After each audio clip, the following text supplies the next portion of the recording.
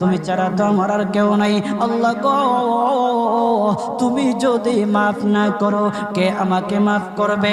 তুমি যদি মাফ না করো কে আমাকে মাফ করবে? তুমি যদি আমাকে মাফ করো তাহলে তোমার কোনো দিকে কমবে না, তুমি যদি আমাকে মাফ না করো তোমার কোনো দিকে বাড়বে না।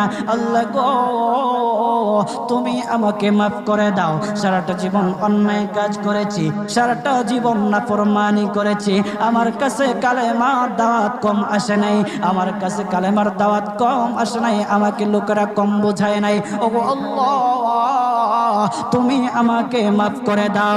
মাফ না করলে কোথায় যাব, কার কাছে যাব?